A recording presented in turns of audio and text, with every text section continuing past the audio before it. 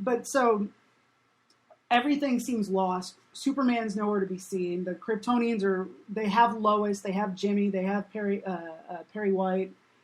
Everything is hopeless, and then suddenly you see Superman outside the window, and he says, "Would you care to step outside?" That's a hero moment. Like, there's nothing like that in Man of Steel where you're like, here he is. This is the hero. Like, this is somebody saving somebody else. Or like whenever Aragorn, Legolas, and Gimli jump off the ship in Return of the King, and they've got the army behind them, the army of the dead. Like, that's what it felt like watching that moment whenever Gypsy Danger shows up.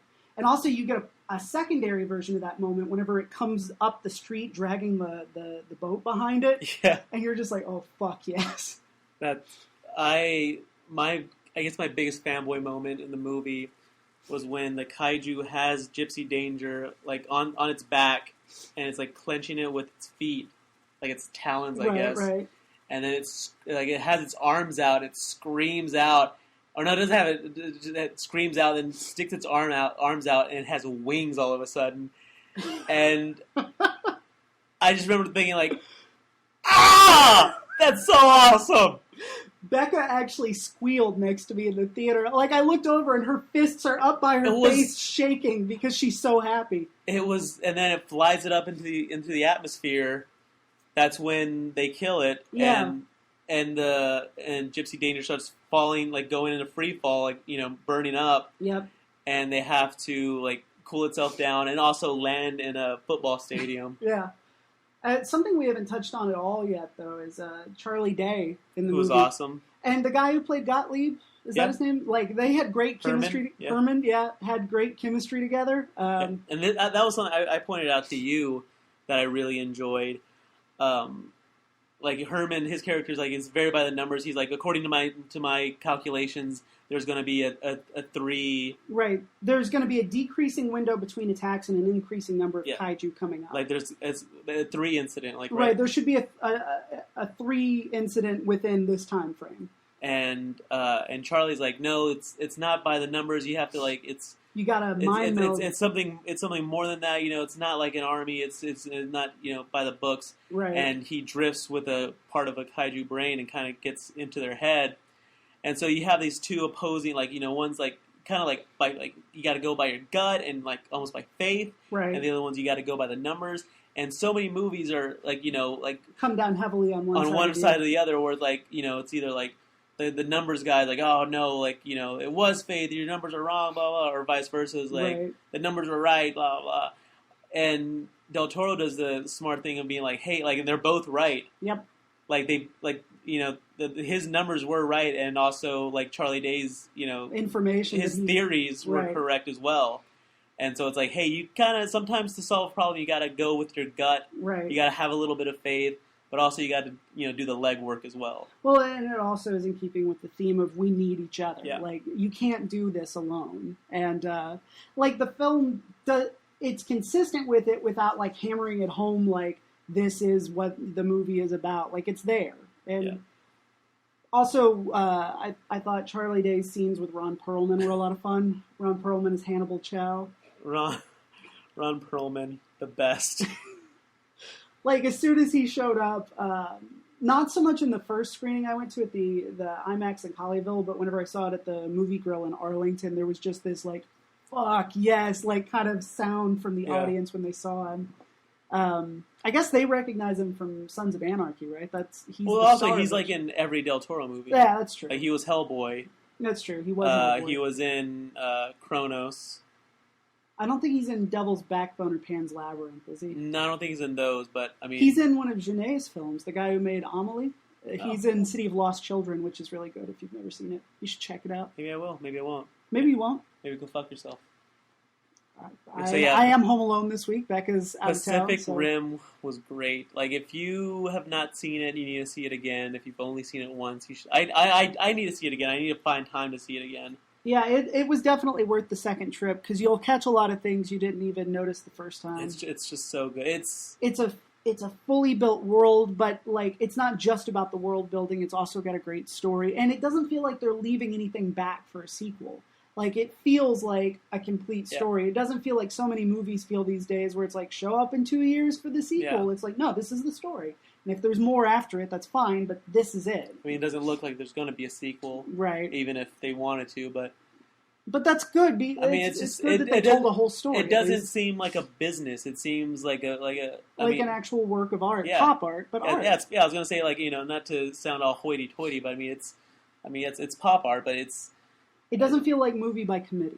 No, yeah, absolutely. Which I applaud Warner Brothers for spending the money for this, because even if it doesn't pay off immediately, it will pay off long term. This movie is going to find its audience sooner or later, and it's going to be one of those like, why did they never make more? Well, asshole, because you didn't show up. I did. I did too. I was there. I got you a poster. That's right. Yeah, it's sitting right over there. Becca and I are going to get it framed. It's a beautiful poster. I forget the artist who did it. It's some comic book artist. I can't remember. But if you go see a giant blockbuster on opening weekend in IMAX, there's a good chance that they'll have a limited edition poster. Yeah, we got it. That's we got the Star Trek in the Darkness. Yeah, which we put pictures up. Yeah, on the Facebook page. I remember seeing one for Iron Man 3, which also looked really cool, but I didn't see it there. Right. But yeah. So anything else you got to say? Anything else? Play some Skyrim. Watch some Pacific Rim. Yep. Not really. I got nothing. I feel like we watched Brothers Grimm with Heath Ledger and Matt Damon. I saw that opening weekend. Did you like it? No. I don't really remember it. I don't remember being angry about it. I think I just sort of shrugged it off. I was like, well, it's a movie. Not Terry. Yeah, it was definitely a movie. There were definitely actors in it who I like. Terry Gilliam. I think that might be one of his worst films, probably. Yeah. I haven't seen all of his movies, so I can't say for sure. I never saw Time Bandits. I never have either, and it's on Netflix, so I have no excuse not to. But I'm wary of watching it. Why? Because it's been built up, or because of the... Well, You're afraid it'll offend you? No, yeah. Might offend my sensibilities. No, just by the way that Dan Harmon described it, he said it's kind of like Goonies in that it's a movie that you watched as a kid and love, and I just don't want it to... Because I've never seen Goonies and I never will watch it. You saw Goonies as an adult and just thought it was weird. Yeah. But people who watch Goonies as kids, they're like, oh my god, Goonies is the best. You've never seen... I tell people my age that I've never seen Goonies, and they look at me like I shot the new Prince baby of England. The royal baby. The royal baby. Has that thing been born yet? Yeah, I was born earlier today. Healthy baby boy. Huzzah. The bloodline's intact. That kid, there's a baby who can be king. That baby who would be king. The most powerful baby in the universe. Yeah. Oh, man. Good time this week. A couple of good episodes. One really good episode. Two good episodes. Right. And one kind of... one stinker. One stinker. That's not a bad batch. No. Not at all. Absolutely not. Oh, also, if you're into sci-fi, I'm almost done with Fringe Season 2. If you haven't seen this show, you really should. It's really cool. We watched the first season, or half season. Well, yeah, we kind of fell off the wagon with it, I guess, when they went on the mid-season break. But, probably. But I'll check it out. And I'm almost finished with Season 4 of Angel, which is also awesome. You've got to watch this show. Okay.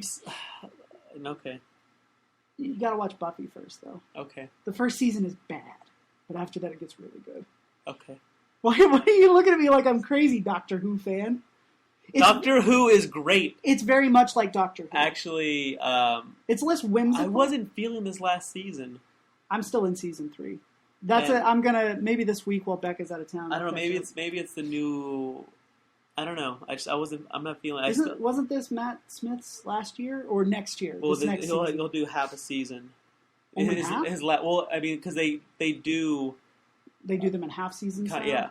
So what, 6-7 episodes a pop? Yeah. That's gotta be rough. Only getting 6 at a time. And then, and his last episode will be the 50th anniversary, Christmas. Oh no, the 50th anniversary will be in November, and I think his last episode will be the Christmas. In the 50th anniversary, Tennant's going to be back, right? Yep. I can't wait.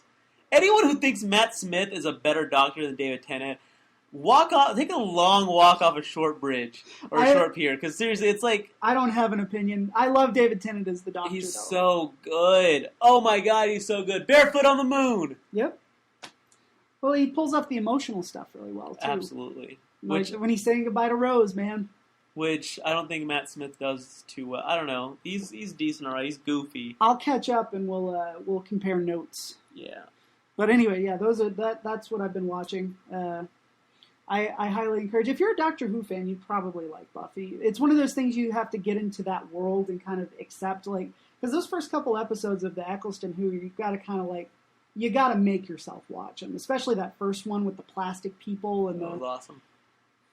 awesome in quotes. But yeah, I mean, it once you kind of get in sync with the world, then yeah, it eventually surprises you. Have you and seen moves the you. Van Gogh episode? No, the last one I saw was the Shakespeare episode, which I liked a lot. Dude, I bawled my eyes out during the I got- Van Gogh episode. I just got to get back into it. I watched That's most of season which 2 actually in one is go. a Matt Smith episode, I think. Pretty sure. Yeah, it is. Yeah. So it Stephen is. Moffat doesn't come on until Matt Smith's there Yeah. as the showrunner. I mean, he writes them occasionally. Yeah. And Neil Gaiman's written a couple of the best ones, hasn't he? Yeah. The Doctor's wife. The Doctor's Wife. And What's there's weird- an episode called Blink that's supposed to be pretty good. Blink. Oh, it's a Weeping Angels episode. Oh, okay. But have you not seen the Weeping Angels? You've told me about them, but I haven't seen them They're yet. pretty awesome. So I will. You know what? Maybe at some point we could do a spin-off Doctor Who show. Into Who-ness.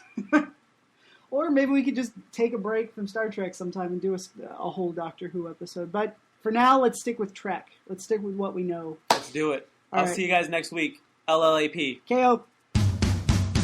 This has been an Into Dorkness production.